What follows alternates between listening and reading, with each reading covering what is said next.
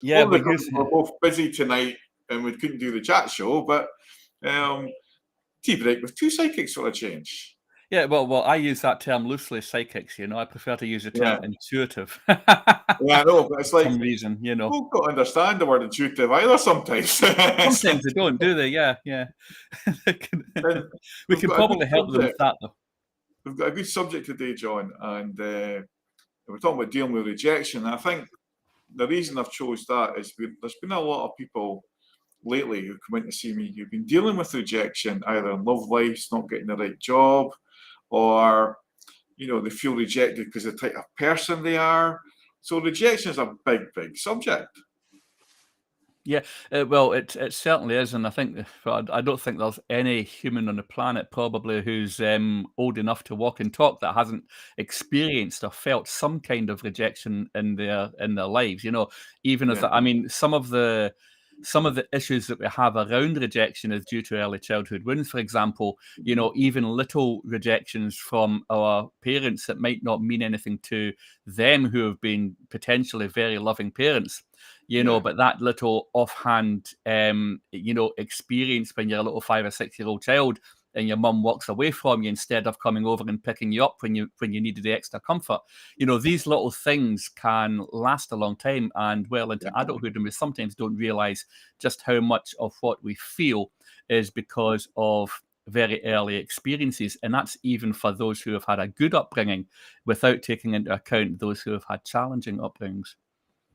Yeah, I think, in a therapy sense, when people coming in, there's so many different examples under hypnotherapy and regression of rejection, or they felt rejected but not understood why they've been rejected, when sometimes it wasn't a rejection, it just like the father couldn't be there or something like that, or the mother was being awkward or vice versa.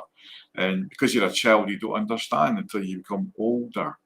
And I think it is such a wide subject, and it's like, and I've got a little video, and I'll share it on the page later on tips of dealing with rejection, and it's a very, very deep subject, rejection, because we often feel very, very hurt. We can be angry, and it can turn into a frustration.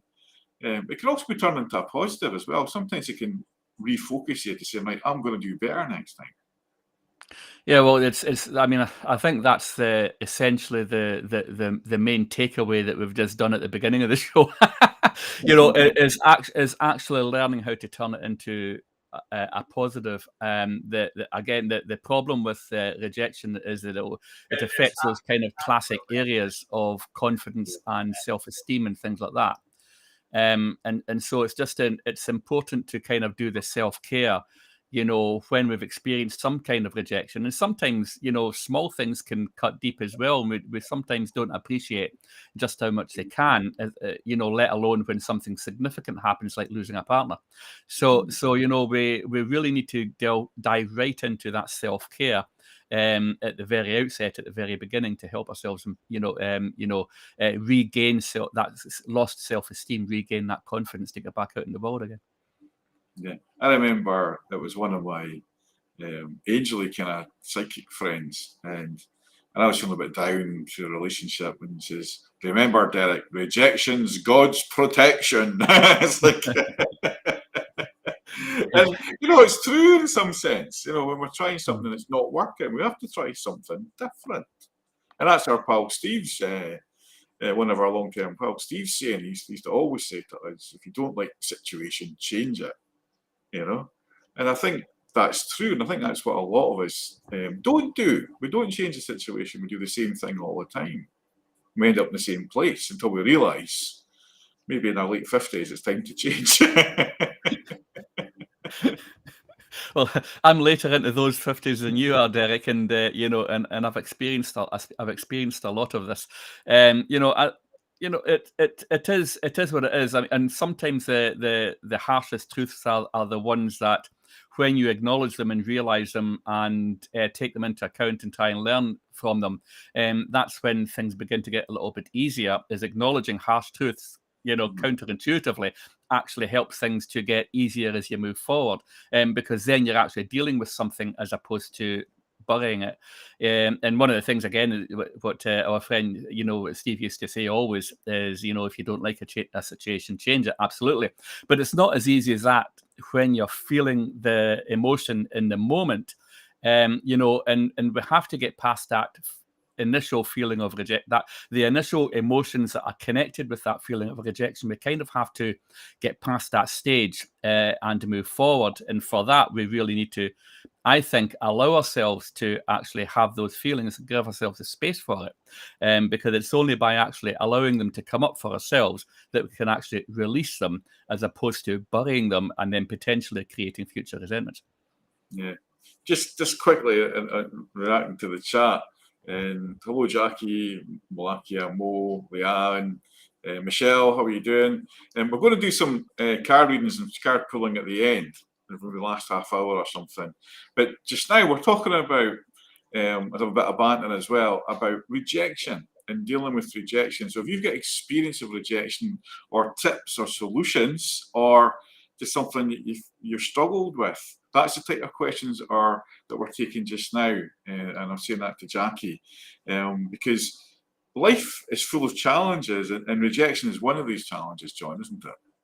Well, yes, and it's one. Well, I mean, I always say, I mean, when it comes to life experience, my definition of experience is basically the sum total of learning and wisdom gained from every effort we've ever made in our lives, and rejection, doesn't always come because of a mistake, but rejection always comes with a lesson, just like all our other experiences come, they're really coming for us in the form of lessons, so, but again, that's more of the slightly longer term view of rejection, as the life lessons that we can learn from it.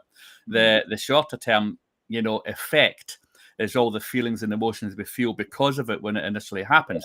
And that's the thing that we have to initially deal with. And then having dealt with that, we can move forward and think about the long-term lessons. Yeah, exactly. And I feel that you do learn a lot from rejection. I always turn it into a positive. It's like I always feel a little bit, after being ill, and I wanted to get more fresh air out, and I got into my garden, and I know you and your sister had a plot, and Yes, you we did, yes. gardening. And so maybe picking your brains now. And I've got kind of addicted to the relaxing nature of gardening, the fresh air, and watching things grow from tiny wee seeds. And it's fascinating. And I just love it. And I applied that they're looking for volunteers, and I was a full-time part-time coordinator. That'll be good. It's a bit of escaping from the heavy mental health stuff I did. And I applied for a job, and it was like I had only a day to apply for it. I didn't get it, and I felt quite rejected. But in the long term, it's actually saying, well, we need to volunteer and learn more about gardening, because although I'm a good public speaker, good at helping people, and it's a good community project, it's made me think, well, I need to learn more about gardening, because that's what didn't get me the job, because I had to understand what the volunteers do. Well, I'm not a gardener, although I love gardening. So it's encouraged me to go and do more gardening training, you could say, or learn or speak, to have that little bit edge on somebody else. And I think a lot of it is when you get rejected, that we look at things that can give us that edge. And getting that sort of edge and getting that head start is when you get rejected, you're often told why. If you ask, and a lot of people don't ask why. And a lot of these people want to help you because they're encouraged that you applied for the job in the first place. But they'll say, Derek, you just haven't got enough gardening experience. That's all it was. Other people did. So encourage you, and rather than feel rejected, feel encouraged. Well, you can definitely feel. Well, I think where you might be coming from here is a lot of people do manage to look at rejection as a form of challenge. So for example, if you're rejected for a job offer or something like that, you can consider that a challenge. Another way of and deal with it that way and move forward positively and go and get the next one by taking that course or learning something, as you say. Another way of looking at it is in terms of thinking of it as an opportunity. You could. I tend to think. I mean, on a spiritual level, I tend to believe that every time something passes over us, and you know, we may have that feeling of rejection because an opportunity we think we had doesn't manifest for us. But normally it's because something, and I tend to really believe this, and I really feel it holds true. Something better is always around the corner. And if you and I think if you look at it from that perspective, you know, that can help you deal with those feelings of rejections that I've been talking about. You can realize, actually, this is something I need to leave behind because it hasn't been right for me now at this time. Perhaps I've not been ready for it, or perhaps that opportunity has not been ready for me. But there's something even better around the corner. So what's coming for me next? And look forward to the thing that's next instead of concentrating your energy on the thing you think you've just lost. Exactly. I feel that's great advice, John. And I noticed we've got somebody on Twitch there asking, how does tarot cards work? We'll demonstrate the use of tarot cards later on. And any cards or any mode of divining or divinity, it's just a tool. What really works, and this is why we're talking about rejection, is how you deal with things inside your head or in the heart and get into that touch. And that's what tarot cards, all these tools, pendulums, they just help you open up a little bit, and they give you an insight sometimes. But the best person that's going to change you is you. The best person that's going to answer the question is you. We can give guidance, and we can see options. John is probably the better word that we can see when we're talking in these shows and whatnot. We can see options for people. We've also got to remember that sometimes when we're live on air, we are restricted to what we can say sometimes because of the Consumer Act, John, isn't it? We're under that now. Yeah, well, we can go there. This is for, it's a classic line now on any website by someone who does tarot, whether or psychic work of any kind, I suppose you could say. Please treat this as entertainment only. And this is literally just because of consumer law. And we just have to be careful sometimes in covering the legal basis. But you're right, Derek, of course. Tarot cards are an aid to intuition, is how I would describe it. And that's exactly what it is. So they're full of symbology, numerology, astrology, and things like that, if you understand the different aspects and meanings and what have you. And in drawing them randomly, you are, by virtue of synchronicity, if you like, arriving at potential answers around the energy around a situation or person. Potential, but not set in stone.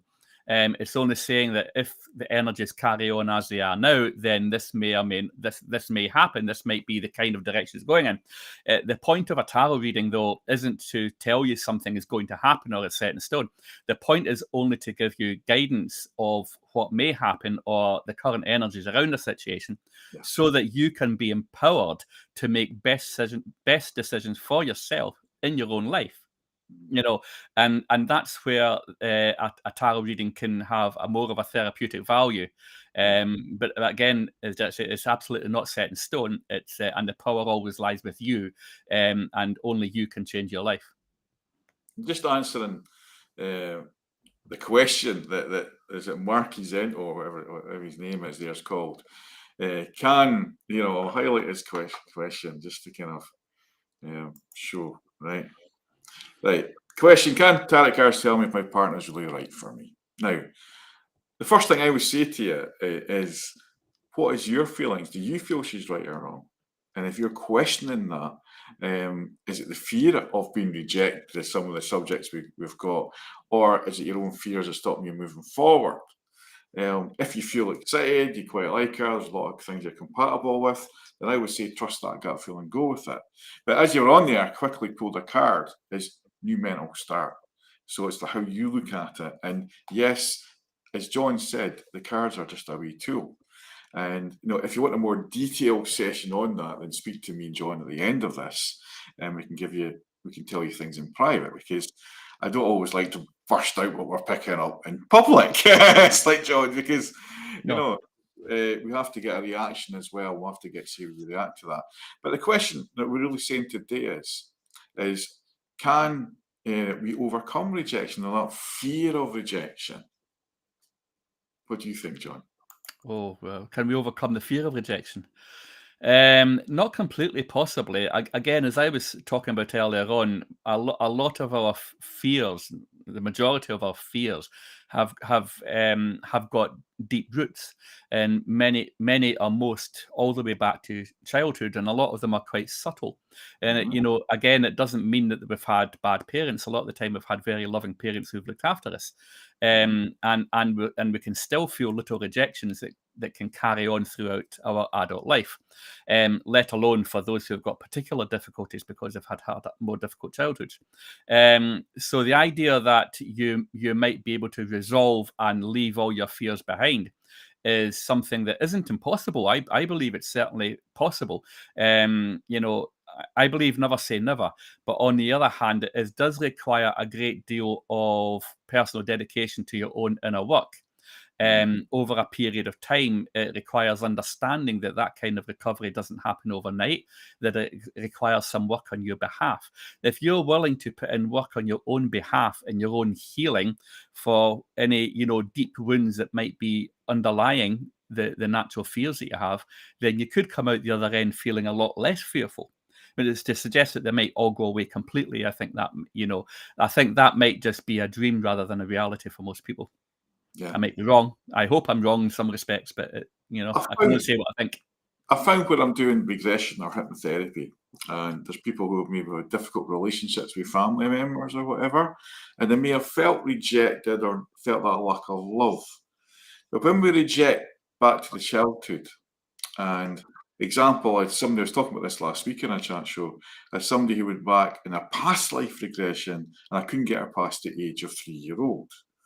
And so we went in there. So let's go there. There's something obviously we need to clear here. And we went, and she was up in Glentara in Deeside, and she was swimming in the water. And this is going back to the kind of maybe the 70s, because she's kind of older than me. So I'm a 60s baby, so it's 60s, 70s. And she was in the water, and the river tried to take her away, and she had no clothes on. And that time we just get thrown in the water, And then her father grabbed her and took her in. Said, "What are you doing?" Grabbed her and gave her a little smack. And her mum and dad had a difficult relationship, and their father left. But he was always there for her birthdays and whatnot. There was always a strained relationship because she thought she was abused by her father because he smacked her, right?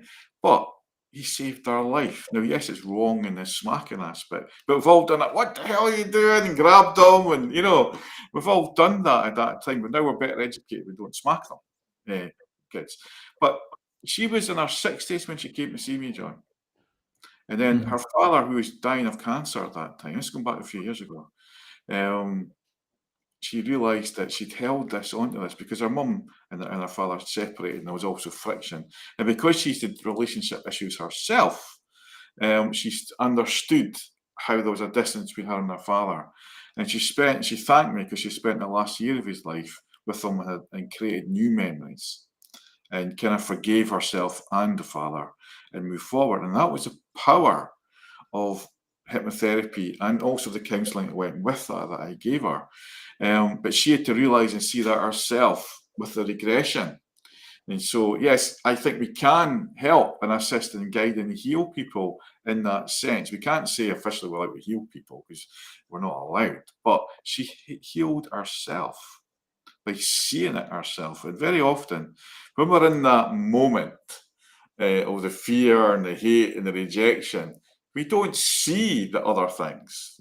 You know what I mean, John? No, well, that's it. Yes, if you're kind of absorbed with emotion, then you've got a limited view. It's almost a kind of blinker vision. You've got a limited view of the stuff that's, of other aspects or other considerations that you might want to take into account.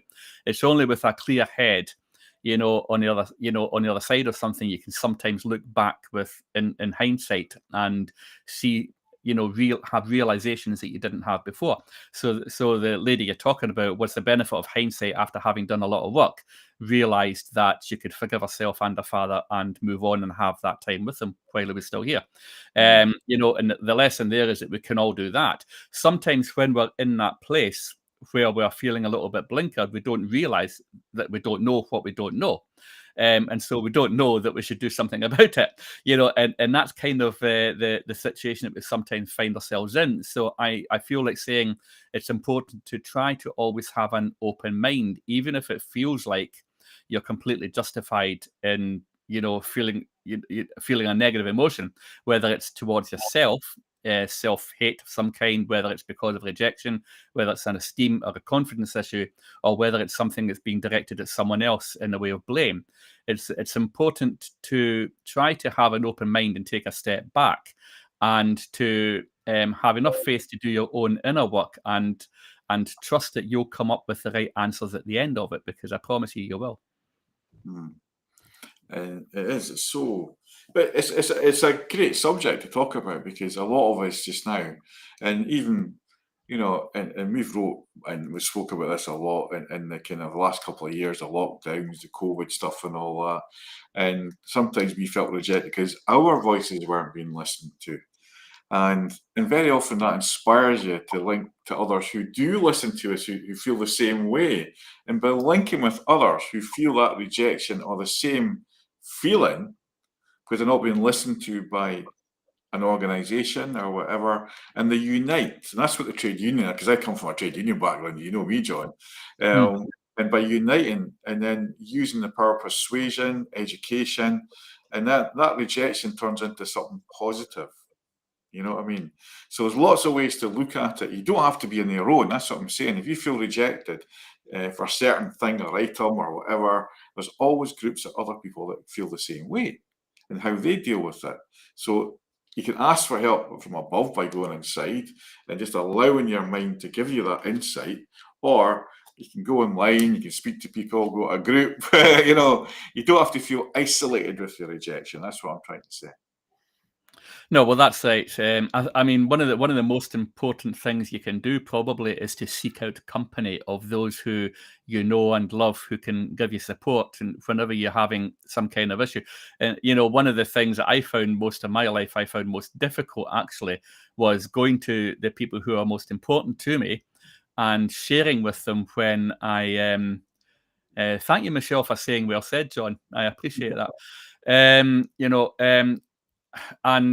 And going to people who are important to me, who I love and who I know loves me, and sharing with them when I've got some kind of serious issue or problem, whether it's a feeling of rejection because a relationship hasn't worked out, whether I've made a mistake and could use a little bit of support.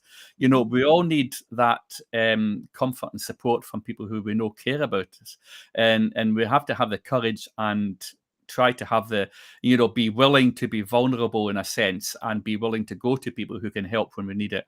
And that's the greatest comfort that we can have. So that's a very important consideration. Yeah. On my Patreon website, membership site, I've got some good tools there that can help with rejection, and a lot of it's meditation. So it's just something for people to look at. It's a small fee to join or whatever. And I need to get your link on your website, John, so I can stream that in the ticker in the bottom. But there's always someone you can come to and talk to. And you can go through the NHS and ask for counsel. There's a long waiting list. And this is one of the arguments that me and John have been pushing for, and a lot of our therapists, is because we work in a holistic field and it's complementary to the NHS. We're not alternative healers or whatever you want to call us. We want to work complementary with the NHS and stuff like that. And it's not scary coming to speak to people like us. You can just come in for a reading, you're seeking guidance in some way, because we're counsellors and we train very hard behind the scenes. We're not just card readers. And sometimes that's the hook to get you to come in. And we're there to say, when we come up with a reading, there are options, and we'll demonstrate that in a few minutes, the reading side of what we do. But we're there to help and assist you.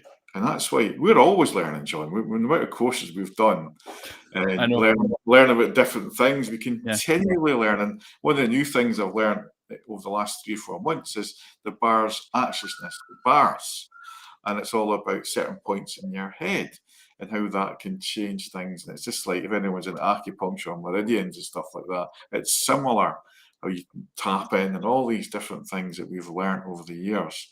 And some that, some intuitive things that I've taught you, John, and you've taught me things, and we love sharing these things. And this is what the idea of these chat shows are coming on, is sharing our insights and to get feedback from yourself. So if anyone's got a specific question on rejection, or how they're dealing with it, how they're feeling about rejection, then fire it through in a question just now, and we'll try and help and assist you.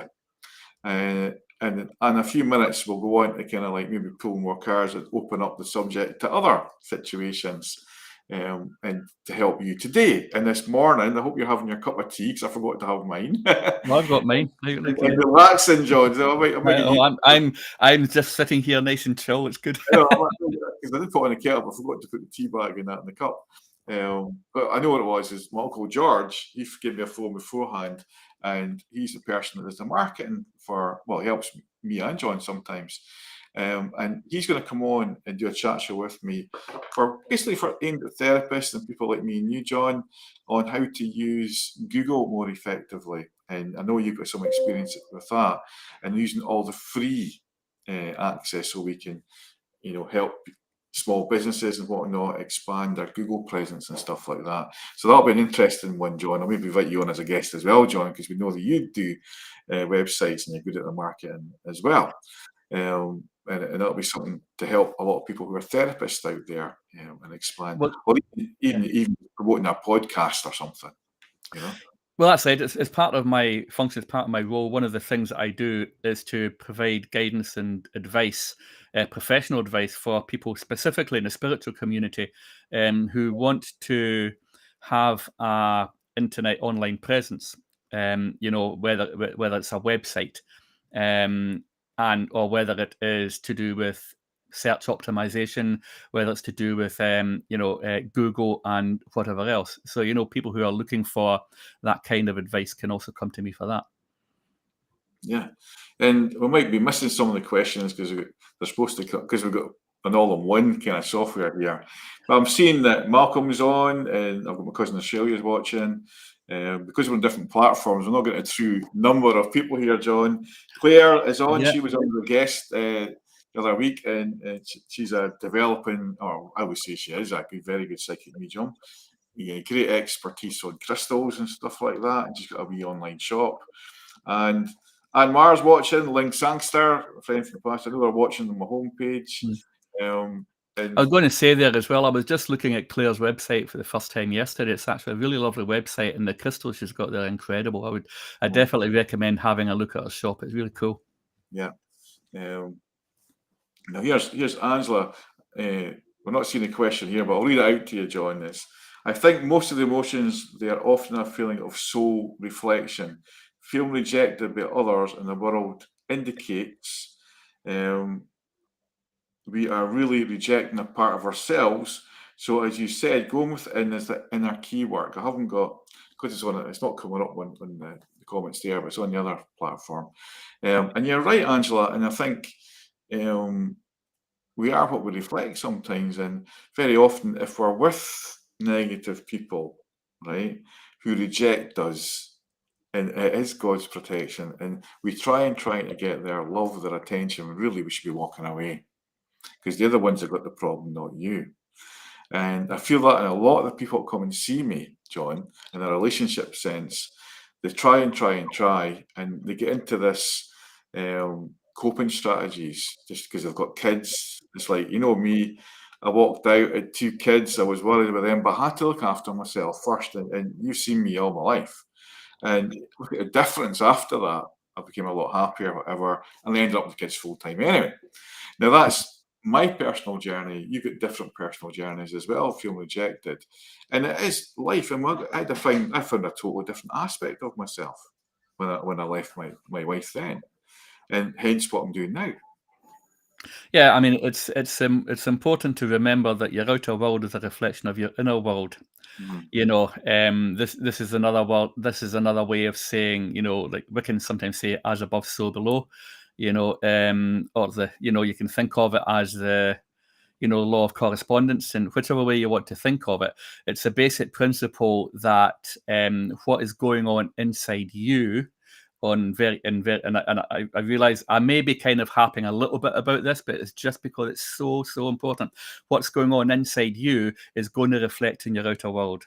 And this is why I really strongly advocate for doing that in our work, is to finding the root underlying causes behind different problems, issues, traumas that we've got.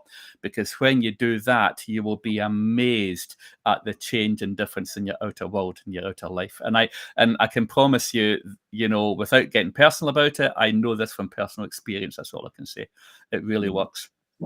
Yeah, and although we've learnt all these things, we don't always apply them to ourselves, John, but there's times when we go through I'd say challenges in our life, then we do apply them because we say, well, I better try this. I tell everybody else to try it, and then we try it ourselves. And we'll have to take our own advice. I mean, one of the most important things about doing what we do, Derek, as well, is to be your own first client. Because you can't help anyone else if you haven't helped yourself first. You have to be in a good place yourself. You have to have resolved anything that you've got inside you for the most part, or at least have started reasonably on the journey before you can expect to be able to share what you've learned with others. So what we're sharing with you is really coming from a place of experience. Yeah, and definitely, I think over the years that we've had, I remember the first sort of experience of rejection in an adult life was the trade union stuff. I remember going to the airport trying to recruit people and being pushed away, and I'm a socialist, I'm a communist, and all that. But in some ways, it made me more determined, and I used to feel that being involved. By being rejected, it actually made me more determined. And you know what I did after that. Yes. Yeah. Well, that's it. I mean, it can, again, that's an example of when you take it as a challenge. Yeah. Rejections that are more on a sort of professional level and less personal level is easier to take as a personal challenge, in a sense, as opposed to being offended by it and taking it on a deeper personal level. You can kind of pick yourself up and say, well, I'm going to do it better next time. I'm going to learn what I have to learn here, and I'm going to just move forward. I'm not going to let this beat me. And it's great to have that kind of attitude that nothing is going to beat me. I'm not going to let this beat me. This is difficult. It's hard as hell, but I'm going to win, and nothing's going to stop me, and I'm just going to keep going regardless. And that kind of determination and courage just to push yourself forward can do an awful lot for you. And it works well when it comes to things like professional stuff. For more personal stuff, you do still need to do the inner work first. But moving forward, it's great to have that kind of drive and motivation. Because it'll keep you going. It'll keep that momentum going, and you'll be amazed at what you can do. I remember that I kept getting thrown off platforms because of my trade union stuff, and I went to how do you say, a different rig, and I went to another rig, so I just recruited more people. I thought, that's great, I'm getting around to all the rigs, all the platforms. So it was quite good. And it was actually quite a good thing to get rejected and put off platforms, because I got to see different ways of people working and different chefs and learn more. So in some ways, the company did me a favour. Yeah, well, I mean, that definitely happens. I mean, when I found myself, not that long ago, looking for a job again, because of course, I'm not only doing this, I'm also working for a living for the time being. Until I can try to build this up again, a little bit more under, circumstances of the last few years. I hadn't been working in an employed capacity for a few years. And so I had to go back to work, but I had 20 years experience or something in hospitality. But I found myself getting rejected even sometimes by the same companies who I'd been previously employed by. And I couldn't really understand it. I think part of it was just because if you're out of it for a while, they would rather have someone with more recent up-to-date experience. And so here was me wondering whether there was a bit of ageism going on there. I was blaming things. Am I too old? Am I not going to be able to do it anymore? And things like that. And I was feeling a little bit down about it. But actually, I ended up getting the job that ended up perfect for me, exactly the right amount of hours, not too much, not this stress of the roles that I'd had previously. Nice little place where I get to go on with it and do my own thing and be, and just do the job. And just enough money to supplement me at the moment so that I can keep going and get the bills paid. I ended up with exactly the right job that I needed after being rejected by about 2 or 3 different people before that. So it's absolutely the case. Every time you get rejected by someone, it's an opportunity. You're you're leaving that behind because there's something better around the corner for you. This is what I always say. And for me, that time there was something better around the corner for me. I just had to pick myself up and keep going, and that's what happened. Yeah, and that's often the case. So, as I said, we'll share some of the tips for dealing with rejection. I'll post up after this chat show. But on the subject of psychics, it's like, and very often we can't get Oh, the we're right back on word. that again. Yeah, Intuitives. very often we can't get the right word to describe what we do and whatnot. And even the meaning of a psychic doesn't really mean what it means, if you know what I mean. And I've had a lot of rejection over the years because of my belief system and because I talk to angels or fairies or dead people, whatever, and then we often get criticised for it. And is it real or whatever? And it can sometimes hurt. And it doesn't matter how many demonstrations I've done or how many things and the love and the joy we bring through to those lost. But I always say to people in a mediumship sense, right, when we're bringing people through, they might have advice for us. The only person that can change is you. It's nice to get advice, but the only person, our biggest wisdom is ourselves and what's within ourselves and what we learn. So it's like I've had friends who've learned to accept me for what I am. And now my biggest critics are now my biggest fans. So in time, if you just keep that belief system, if you believe you're right, then just do what you feel is right. And then you can follow your gut. And you've done that, John, a lot of your stuff on the spiritual, psychic side of you. You've just stuck at it. Oh, I know. I was just smiling to myself when you were talking about that, because I remember some of the difficulties that you had with one or two of our mutual friends, oh yeah, he thinks he's psychic kind of idea, But it took me a fair amount of time. Well, it took me, basically having you land me in it and just dump me in a situation where I had to do it before I would actually go and do it, and a big part of that was just worrying about what people I knew would think about me if I said, oh, by the way, I do tarot cards, are people going to still take me seriously? Will I start losing friends? Will my Facebook friends list suddenly start shrinking as people just fade away into oblivion? Oh God, John's doing all that woo-woo stuff. We don't want to know him anymore. And it might seem like a silly thing to say or a silly fear to have. Of course, any friends that are genuine good friends are still going to stay with you. Of course, they're not just going to not be friends anymore. They might try to poke a little fun at you if they don't believe in things like that. Fair enough, but they're not. If you've got a genuine good friend, they're not really going to do that. But the fear was real. And it took me a long time to even get around to mentioning anything spiritual on my own Facebook page. Honestly, after living the life I've had, where I often say I was more dragged up than brought up. I spent a lifetime in different industries, including 20 years in hospitality. And so much time behind bars, working with people and getting all the kind of rough banter and what have you, to suddenly turning and say, oh, by the way, I do tarot cards. And you can remind, and it is difficult to put yourself out there, when you first do it, and it takes courage. And I did overcome it in the long run, and you can, but it took me longer than it needed to. I could have done it 10, 15 years before I did, and it's a shame I didn't. But, I'm here now, and I'm here to stay. And that's it. And you're very good at what you do, or I wouldn't trust you to take over for me. Oh, you dumped me right in it. It was funny. And that's what I did. I remember my show in Inverness. I work very spontaneous. If Spirit says she's very sensitive, I'm going to find a way to get her involved in my show, or him, because I think if you do it without thinking, that's the best time.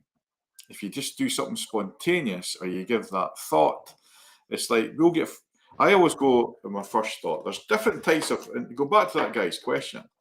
And we're just going to say quick hello to everybody that's coming on. Lynn, Lindsay, Pedro, Heather Lane, Heather Gibson and Pauline, and everybody else that's on, say hello. Hello to everybody that's on. I'm wondering about this feed that we've got here, Derek, because it doesn't feel like all the comments are coming up on it, so we could be missing a few, couldn't we? Because there's too many. We might be on too many different platforms between the two of us. It could be, because I've got Angela, my cousin. She's saying fearless, faithful, and freedom. That's what she's just said. Yeah. It doesn't matter, and we'll pick them up, like the questions, and we should get them. So we apologise to anyone who we seem to have inadvertently missed, because I think it's the first time we've both had both of our platforms going live on it, so it's proving a slight challenge. So I apologise if we've missed anyone. It should the chat overlay should say. It should show all the chat is coming in, because I'm streaming to my personal page and the Happy Medium page, so we catch people. But if you need to ask a question, just fire it. We'll get it somehow, or just send us a private wee text if you want. Now, getting on to kind of our intuition, right? If there's one thing today, John, kind of on the subject or thought or whatever, and on the present day, what would you say to people, to everyone out there today? The one thing you would say, what's the first thought that comes into your head? The first thought keep going. Keep going. These are, I mean, this has been my first thought for a little while, though. It just comes into my head just to keep saying this, just keep going, because it's not just the fact that we've had all the challenges over the last few years and all the craziness over the last 10 years, one way or another, with all the different things that has created polarized perspectives and thoughts, people arguing with each other, falling out over different political things and all the rest of it. But that's on top of everything else that was going on in our lives before that, and it has been very, very challenging for everybody. And I think a lot of people maybe don't even realize or appreciate just how much of a challenge that they have been dealing with over the time. And are going, well, I've been feeling a bit down and drained the last while, and I don't know why.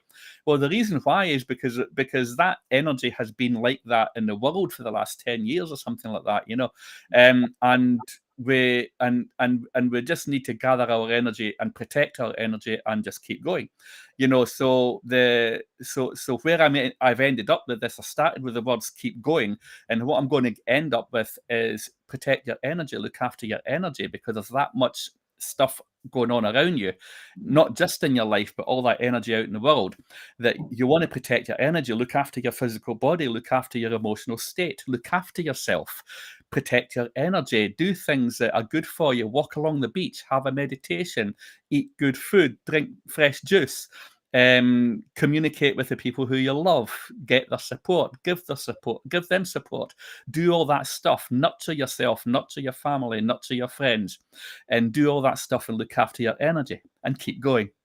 Just speaking about that, and I'm kind of laughing to myself because I know you've had to give up something or cut it right back because of your health. Yeah. And, I'll say it. Yeah.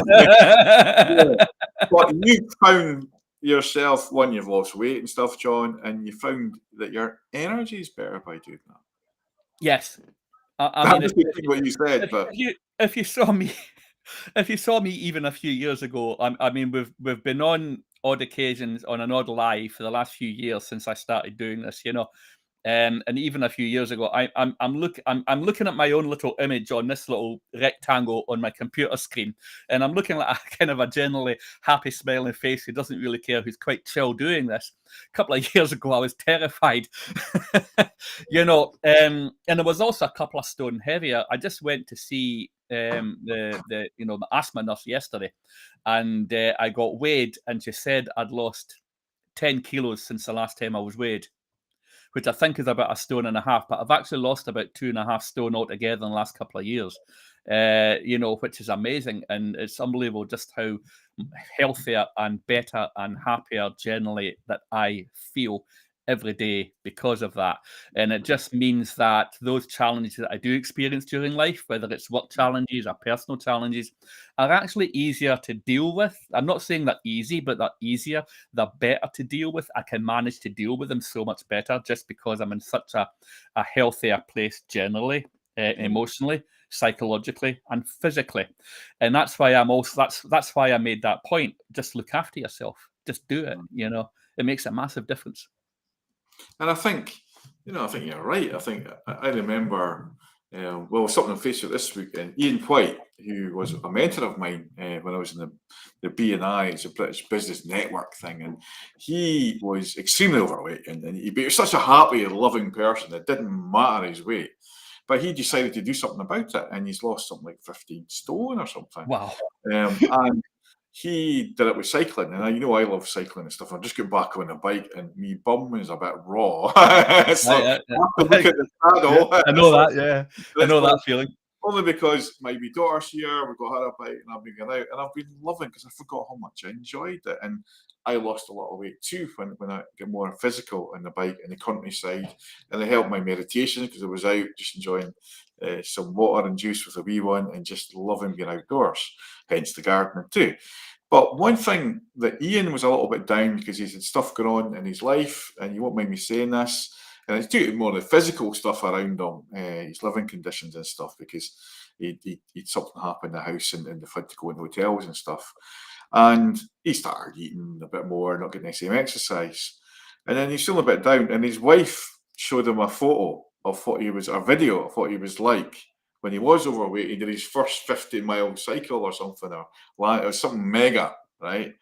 And he was extremely overweight, but he still was on that cycle, and you see him now, it says, he's a totally different person to what you were then. Yeah, you may have put on a stone, but you're not 15 stone heavier, And you've recognised that earlier, because I recognise when I put on weight and I've got to watch with diabetes, you recognise it earlier.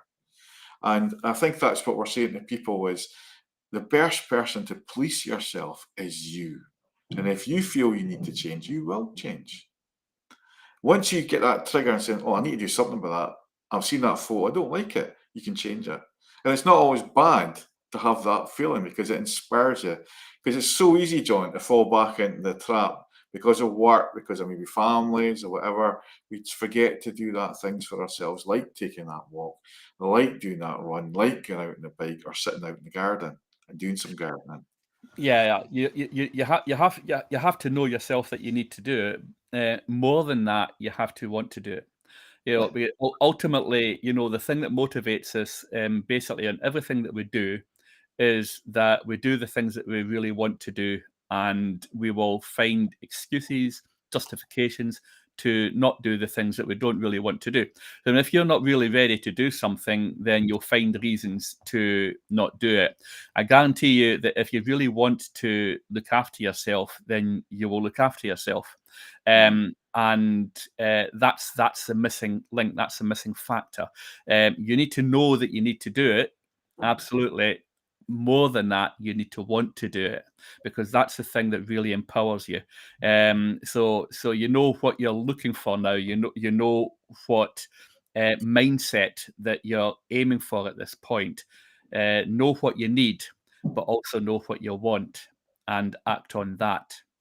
Yeah, and I think we've got to marry the wants and needs, because I remember saying to somebody, he says, and a part of a life coaching strategy is, if you like a letter to yourself, right, from the future, and it's just like, and I remember the first one I wrote, it was December, I was feeling a bit low, just left a wife, right, doing a life coaching course and all that, and I put, Dear Derek, from Derek, it's like, going to the railway station to meet a new girlfriend, because obviously I was wanting a new girlfriend because I just left the wife.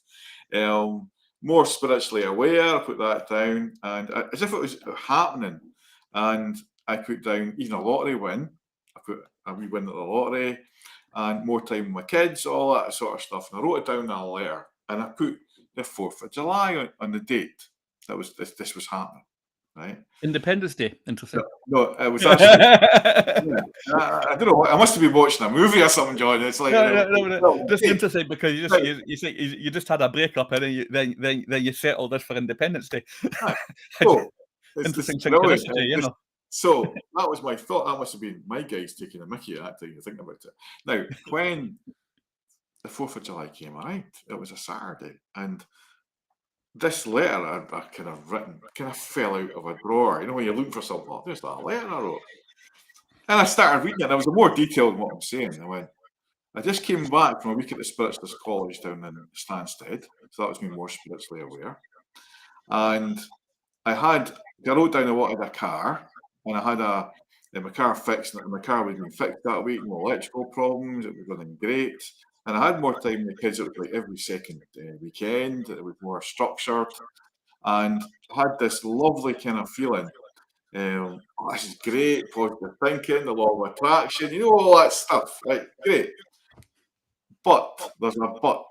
2 weeks later, I get ditched by the girlfriend. Never got with your sister's best mate. It's like, and we know what that is. And I had the kids nearly every weekend, which ended up me having them full time, so that was hard work. And I had the car broke down again. It was fuel injector, supposed to say that it wasn't covered by warranty, so that was an expensive one. And the only thing I really needed was the spiritual awareness and stuff.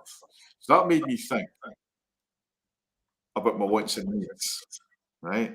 And it's like down what I'm drawn to. It's like marrying my wants and my needs together, because I didn't need some of the stuff that I wrote down when I thought about it afterwards. So all the letters now have been very, very positive and well thought out. So yes, you get what we want, John, and as the genius says, you get what you want, but sometimes we will need what we want. Well, yeah, there's a difference between need and greed, isn't it? But yeah, it's like, as you say, Derek, it's actually a very good idea to kind of marry up your wants and needs in that way that kind of keeps them realistic and reasonably achievable, is what I'd say. So, for example, while there's nothing necessarily wrong with winning the lottery, for example, it's one that I wouldn't necessarily put down in a letter to myself in that way, because I would want to keep it to things that are, things that I both want and need, and also things that are reasonably achievable, because again, this kind of brings in goal setting, doesn't it? When you think about it, an intention setting and these kind of concepts are more life coach concepts as opposed to spiritual concepts. But if you combine these different avenues of thought, and you can bring them together into a kind of manifestation of everything that you actually want to need, that will start coming to you. But it takes kind of just doing it in the right way, not just assuming the law of attraction will make things land in your lap, because it doesn't work like that. Yeah, and you're right. And just get on to, I'm just getting a wee message here from my loved one. It's like, I'm just noticing there's a couple of people asking for some messages, so we'll maybe go into the message part of you could say the show. And what I want to say to people, if you want a card, just put the word card up. And if you've got a question you want to ask, take advantage of having two experienced intuitives, as John would say. I like how I've got you to say that instead of psychic. Can we change the name of the sign now as well? Well, I take the Mickey out of things anyway, and I use a bit of humour. Yeah. But I think, it's like, there's Bridget Gale Young, and she's saying, hi, any messages from Spirit, please? And I presume that sometimes our mediumship connections, and then bear in mind, folks, that we are limited to so much what we can say, and it's always best to get a private session.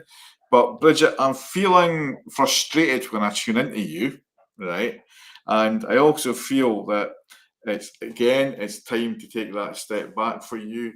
And I'm seeing animals around you for some reason, so maybe there's that unconditional love. Maybe you've been feeling a little bit rejected yourself lately. But I'm going to pull a wee card here for you. And I'm just shuffling it now, and the first card that comes out, and the first thought as well. Before the card, the thought is inspire, right? And I've got the Empress card here, right? And the Empress is independent, right? She's very, very loving. She can be a bit stubborn and a bit bitchy, the Empress, because you have to be, right? And it's saying to me that you need to take control back and be the Empress, be the leader. And sometimes we've got to learn to say no, Bridget. So, keep being positive, because I think you are deep down a positive person, but you just lack that motivation. And I feel there's a lot of good things coming around the corner for you, because I'm looking at the end of October for some really good news. Right. So if you want more information, give us a wee shout and book a session or something like that. John. Here's Lindsay is looking for a wee card, and she said hi to the both of us earlier on. And Yes. I'm going to Hello, do that Lindsay. because I'm just going to nip away because I think I'm hearing somebody at my door, but I'll put you on the screen there just now. There we go. There we go. Okay, John, Lindsay. I think we Oh, should- look at this. I've suddenly got bigger. Well, hello, Lindsay, and how are you today? Thank you for saying hello. So I'm just having a little wee shuffle here. Oh, and that's it. So what have we got for Lindsay? I've got the Fool, which is quite interesting. I love the Fool card, you know. So very, very quickly, the major arcana in tarot. I know there are a few people asking about tarot. So the major arcana in tarot, if you like, or the major secret, is about life's journey. It's about the broader aspects, the more long-term aspects. And it starts with the first card, the Fool, which is all about new beginnings and fresh starts and jumping into something new. And it ends with the World card, which is like a major or significant completion. And what a completion is followed by? Something new. So what we've got, Lindsay, here is a potential for something new, which is either something that's been, manifesting for you recently, or something that's likely to come soon. I feel like saying something's already started here, because this is just the thing that's made me talk about the full journey through the major arcana through the course of his life. I feel like saying he's recently arrived at some form of completion, is now having a new fresh start. So this fresh start is very positive for you. I feel like saying, Lindsay, put your best foot forward, as opposed to this fool is in danger of jumping off a cliff edge. Put your best foot forward, but do so with reasonable care. As it's always important to do. So I've also got I've also got these other cards here, the soul coaching cards, and you have an extra bonus one for me, which is opening. I am open to receiving the gifts of the universe, which is an excellent affirmation to have for yourself when you're approaching or in this place where you have a new beginning. So new beginnings can also be a little bit scary and intimidating to us sometimes. But again, that fool's energy is all about jumping right in and being fearless about it. So just go ahead and jump in, be a little bit fearless, but remember to take some care and put your best foot forward. Don't jump off the cliff edge. But here's a great affirmation: I am open to receiving the gifts of the universe. So be open to that and receive. Okay. I do hope that helped. Fantastic, John. Yeah. And I've got Lynn. She's wanting a wee card, and Lynn. Hello, Lynn. Lynn. We'll just do a quick couple of cards each for me and you, John, because we both know Lynn. So we'll just sing a Lynn. I see something. I see a big event for you coming up, Lynn, and you'll be singing away there or playing away your guitar. She's an amazing musician. But stand your ground. Somebody's upsetting you. Don't know who it is, but you just stand your ground. I feel it's within the family. And second card there is let your friends help you, right? So maybe she went for a wee visit. Get some chilling out time. John, over to you. Quickly. Quickly. Oh, okay. Well, fair enough then. What is this card? I've not looked at it myself yet. So this is the hangman. Yeah. What are you hanging around for, Lynn? Get on with it. Don't hang around. Why are you hanging around? Sometimes things are delayed a little bit. Okay, sometimes we do take a step back. Sometimes we have to relax and let go of moving forward so that we can regather our thoughts. And perhaps you've kind of been in that place for a little while in some respects. But just, don't hang around forever. It's time to get going again. Okay. And we've got Claire. See, I gave her a reading the last time. Claire, she's glad to come on here. I would love any messages. Thanks for your last one was spot on. So, John, I'm putting you under pressure today because. Oh, okay. That's all right. I don't mind. So I'm going to put you on the spot here. What pressure? What pressure? See? Okay. Hello, Claire, and how are you today? So now, what have we got here? Glad I came on here in time. Would love any messages. Thanks. Your last one was spot on for me. So that was the last one was Derek. So I hope I can. I hope I can follow. I hope I can follow. Well then. Well, let's see. Okay, I feel like cutting here. And what have we got? Nice to meet you as well, Claire. And we've got the Four of Pentacles here. Yeah, what do you feel you need to hold on to? Because you seem to be holding tight onto something, afraid to lose it, afraid to let go is what I feel like saying. So what you're holding on to, sometimes you can, again, take a step back and look at what you have. The Four of Pentacles sometimes mistakenly called a miser. Sometimes it just indicates a need to look after your finances. It just means looking out for your financial security. And I feel like saying perhaps you should look out for your financial security, but not to the point where it's becoming an emotional stress for you, is what I feel like saying. This chap has moved himself out of town and is walking away from all those people and places where he's previously had support. So don't walk away from where you've had previous support from. Don't hold on to everything you have to the point where you have strains with relationships and friendships and things like that. So looking after your finances also means remembering the people around you as well, and not doing so to the point where you're creating stress for yourself. That's what I feel like. I don't know why I feel like saying that. It's not strictly speaking what that card means usually, but it's just what's coming to me, and so I hope it does make some sense to you. Look out for the money side of things, but not to the point where it's creating stress for you. Take a step back from it and know you're well organized, and you'll be fine moving forward. Yeah. Okay. And we got a little thank you from Lindsay there for you, John. Good. Well, Thank you very much. I've got Michelle here, so I'll do Michelle. I'll just change it over. You'll do Michelle. Hello, Michelle. Hi, Michelle. I'll just get that there. I want to pull some angel cards because I love doing angel cards, and my wife now, Angela, she's Angel A Therapies, and she just loves the angel cards. And she left this card on the table last night, so this must be for you, Michelle.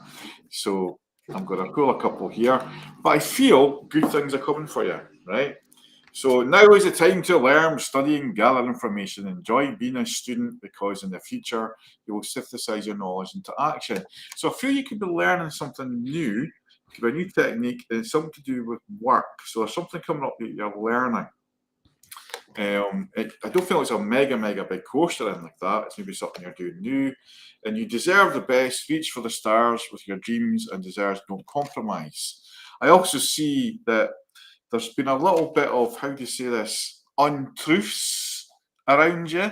I'm not saying that somebody's lying, but I say that sometimes you have to listen to the words, and then try and match them with the actions. And if the words and actions don't mix, then there's a warning. So there's a little bit of a warning coming from Spirit World there. And it's basically saying, if you spend time alone in nature, meditating about your desires and intentions, ask the angels to help you gain a positive perspective, because sometimes things aren't moving fast enough for you. So they're saying, don't worry, spend time alone and the answers will come. And I also feel that there's some good news regarding a family member as well coming up.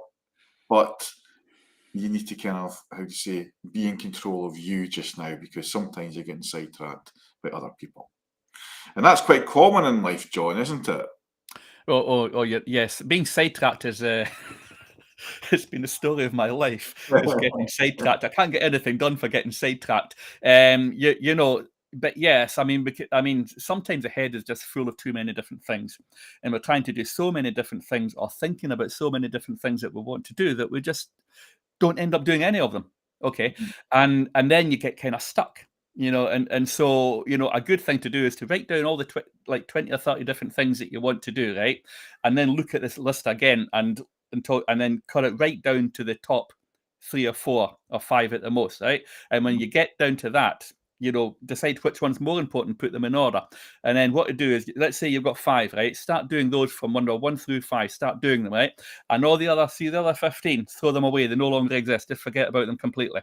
Yeah. Because as long as you're trying to think of the 20, you'll never do them. You'll never do any of them. So cut it right down to 5 and start at number 1, and the other 15 chuck.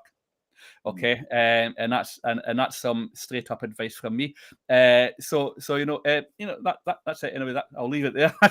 Hopefully that helps someone. It feels like it must have been needed for someone.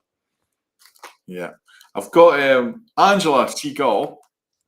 She's showing up on the other platforms. What's the green ones? I don't know if it's YouTube or what. It's like it could be a WhatsApp one. So she would love a wee card. So it's for Angela. The two of us can do something. Yeah. And Okay. Cool. I'll pull a wee shuffling away here thinking about you. I've got frustration around you, and I've also got I'm not getting a clear head. So this is what it's kind of saying. I'm not looking at what's in front of me sometimes. I'm not getting that clarity is the word. And I feel that maybe you're too much in your head. It's maybe grounding yourself, because sometimes we can be too much up there. And it's kind of saying, I need to do some grounding work. And that's sometimes just like walking on the grass in bare feet. Swimming is good grounding, and eating properly and stuff like that also helps. But I feel being around people like yourself, who's like-minded, will help you, because you're ready to jump off the cliff into something new, but you haven't quite left the baggage behind yet. And that's what's stopping you moving forward. You've got the dog at your feet, and I feel sometimes that dog is dragging you. So it's, let the dog go free sometimes. There's a message in that. And that's will let you move forward. So sometimes who's how do you say, pulling me back, we need to let them go. And it's a loving thing to do that, because it breeds independence as well. Don't know what you're picking up, John? Well, as soon as you started talking, I had a feeling that the advice that I just gave before we started on Angela might have actually applied to her as well. Yeah. As possibly Michelle. So I've got the Knight of Cups. So I don't know. I'm looking at this. The kind of aspect of this knight is kind of crossing water. It's like moving from one place to another. It's what I feel like saying. So it just feels like you might be moving from one place to another. The knight doesn't necessarily always represent a person. It can represent a situation. I'm not sure whether you're picking up something around a person around them, Derek. I've got a feeling there's someone around you. I'm not sure whether this is an offer you should take or not. It's something that you have to discern for yourself, but it does involve some kind of travel, some kind of movement somewhere else. Yeah, I've got the same. Looking at the globe, wanting to move. Now that could be wanting to move on emotionally or spiritually, and I do feel that, because I do feel the person that's around is mother, right? Okay. And mother has a very feminine energy around you, and we've got a connection both to that mother figure. So it's difficult for me sometimes, but there is a mother person there, and she's pushing you, loving you, and also she's wanting you to gain that independence and clear thinking. Right. Yeah, I mean, I had into my head popped the Seven of Cups, literally the image of the Seven of Cups when you were drawing, when you first got the first card there, and that kind of represents lack of focus. And I just had this image of the character, this dark shadow of a character looking up at these seven cups with all the different items in them, not knowing which direction to go in. And so I really feel like for you as well, and what you're looking for is trying to discover or find your focus. And perhaps you just want to take a little step back and think about my earlier advice. When I spoke about when you've got 20 different things in your head, maybe you want to think about that a little bit and find your focus. Yeah. Just demonstrating card readings there. I'll just get back to that one. Just take a step back, an overview. Let's go back to some chat to see who's paired. I don't know what it means when they say paired, John. Is that somebody paired with us? Or it's Deary? No, I like that. 0723. I think that's Twitch. Is that Twitch when it comes up? Yeah, I think it's Twitch, yeah. And we are live on Twitch, so if there's viewers coming on Twitch, I'm trying to build maybe it's just saying that because that's something about Twitch. It's saying that we're both live on Twitch. I don't know. But it's like, and there is a person there, so feel free if you're coming on Twitch to ask a question, because we're getting questions up here. And our subject today was like dealing with rejection, but just now we're just demonstrating some card readings, and as we said earlier on, that cards are there to give us advice. It's not, you don't have to take that advice, but we're also using it as a channeling tool. Now, I would say I'm more of an intuitive reader, and John, you were more of a card reader in the early days, although you're combining the two now.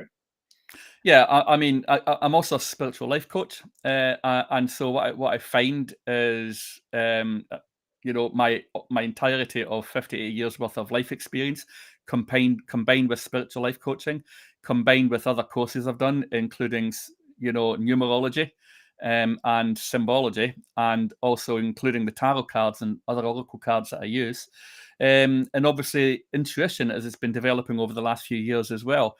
And I bring all that together to try to bring potential answers, and guidance, to help answer a question. But again, it's all about free will, and it's about taking it really with a pinch of salt to a certain extent, not taking it too seriously, but taking a step back and looking at it with an open mind and saying, how might this help me make better decisions for myself moving forward so that my life gets better? Because it's really all about your life getting better. It isn't about the reading. It's about what that information can do for you, to help you guide yourself and make better choices for yourself. Mm-hmm. And it's you're spot on. And I think it's if you want a wee card there, DRE 00723, like this 00723, good numerology, and I do numerology quite a bit, and that's taken me to 12, which is a good number, a very divine number. It takes you down to 3 when you add them all up, and 7's a lucky number. 2 and 3 is quite powerful because you get the High Priestess and the Empress there as well, and the Chariot. Just doing a wee reading there on his numerology. Okay, I've got you. Yes. 12.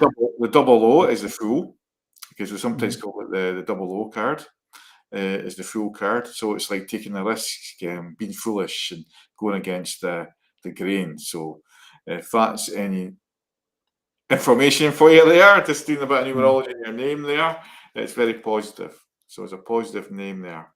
And I do feel there's some people coming into your life soon. So it's quite quiet, John, today. Maybe because we're on at this time, we're not in an evening. But if people want to ask any questions on the subject that we've had today, dealing with rejection, or if we like a wee card, we've not seen anyone asking just now on all the platforms.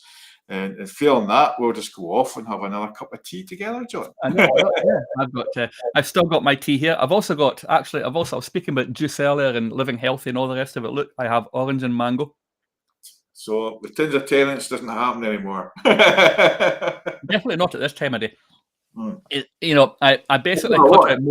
I basically just cut out most alcohol. It's not like I wasn't killing myself with it, but I just needed to curb it to have a better, healthier lifestyle.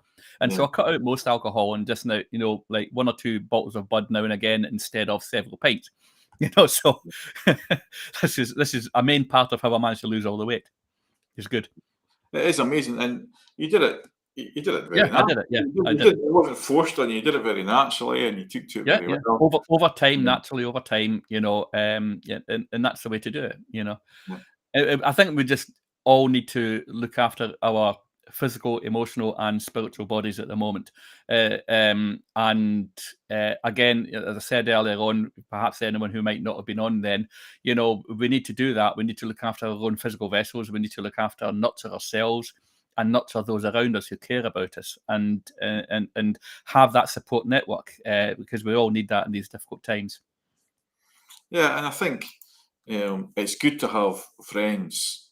As I was saying, it's good to have, and we've known each other a long, long time, John. Oh yes, since we were teenagers, and we're getting on a bit now. Then so and it's good to have that friendship, and very few people can say they've got close friends and colleagues, and we've got many friends who are close who are not into our stuff, John, but we found we are, but they accept us for who we are, and I think that's the secret: is you accept yourself for who you are, and you accept others for who they are. We don't have to agree with them, and we accept their point of view as well, and we can just agree to disagree. It's a very easy word to say. I'll tell you what, we'll just agree to disagree. And I get too many people coming in. I say they're arguing. Why you just agree to disagree and get on with it? Yeah, we have to get back to that. Again, that's the thing about polarization. I mean, anyone who wants to know what my view is on polarization can go to my new podcast channel, because I think it was my second or third let alone have 3 or 4 podcasts on it so far because it's so new. But it's not something. My second or third episode was on polarization and about the way that all of this has come about over the last 10 years or so, especially where people are literally becoming estranged from people who are important to them, just because they disagree on something. And this is something that we need to try to, move away from and try to start to engage with each other more again. And as Derek says, agree to disagree, be willing to accept that someone else has another point of view and still love them for who they are. Yeah, that's it. And I think that's the good way to finish on it is just loving people for who they are.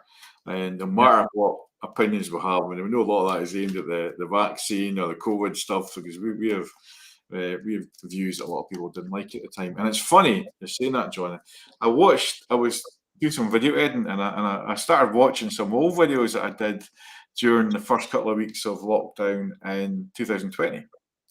And I was in hospital then with something similar I had last month, and it was totally different. And I came out of there and I'm questioning things because obviously the TV played a major part of the role I was feeling then, because everybody was glued to the telly because this had never happened before in our lives. No matter what we thought of TV, we were getting hooked into it all.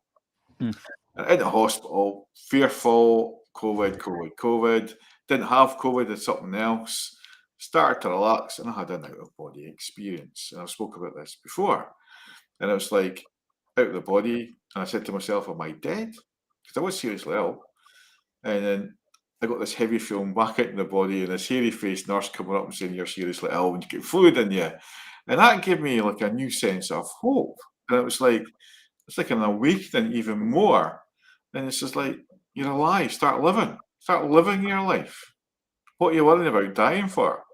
We're all going to die. We're all going to go into a different form or dimension, whatever we think or what we believe. But I think the way we should end this, and this is about dealing with rejection as well, John, is learn to live. Yeah, I mean, a big part of dealing with rejection just now as well is the fact that opinions on so many topics now are so polarized because we're being rejected by people who we've cared about for a long time. Or some of us are, just because our opinions are different about something. And we kind of have to learn to let that go. And again, just keep going. Like saying earlier, just keep going. Look after yourself, not to those around you who are important to you and who care for you as well. And just keep going. And don't let it all drag you down. Yeah. Thanks, Lindsay. She's just got away just now. And thanks to everybody who's tuned in and listened into our subject. And, people watch it on repeat or whatever, and I'll edit some of it. And we don't need to edit. I'll put it up on YouTube as well. And again, thanks again, John. Hang on after close off. And thanks everybody for tuning in. And we hope to make these more regular, and especially on the Twitch platform and YouTube and stuff like that. We will be doing some really good subjects, really good things, and we're going to have different guests as well. And also, we've both got the Psychic Breakfast Show. And once we get up early enough and decide what day we're going to do it on, John, around your work, we'll get back at the Psychic Breakfast Show as well, which we will hope to do some live. I'm going to do a live one from my garden, and hopefully you can get up for that, John. And some exciting live readings, as in doing a face-to-face reading with people as well, and seeing the difference to compare to online and stuff when you've actually getting feedback straight away. So there'll be lots of exciting things coming up. I've got a show on the 2nd in Inverness at the Chieftain Hotel on 2nd of September, and 23rd I've got one in Buckie. I'm in Buckie for the first time in a long time. And the last time I was in Buckie, well, I was just quite before Buckie. It was Friday the 13th, 2020. And look what happened after that. And the Monday was shut down in the March the 13th of 2020. And I've also got a massive one coming up in Elgin Cinema, John, the old cinema. Oh, okay. That sounds cool. So that'll be exciting. And if you're free, maybe get you up for that as well. So there's lots of events I've got coming up, and I love doing what I do on stage as well. And I love interacting because it's not about me, it's about the audience as well. And it's about spirit chat. I'm just a guy in the middle. I'm just a medium. The happy medium. That's it, the happy, positive medium. So look out for all the events coming up on my Facebook and the website. And John, is always around to help and assist as well. And Absolutely. Anyone looking for me can find me at johnsoracle.com. we normally have it on the stream, but we need to give you it next time, John. I think it's on. I'm amazed that you don't have my website at a handy click by now. I'm so offended. I'm so offended that you don't have my website written down there at handy in your favourites. It's on the introduction. I need to get it on the software. Yeah. But you'll find them, John the Oracle. I like to call it. johnsoracle.com, or just search John's Oracle on Google, and you'll find my business bit there, and you'll be able to find my website there as well. Yeah. So anyway, guys, we'll say cheerio to you out there, and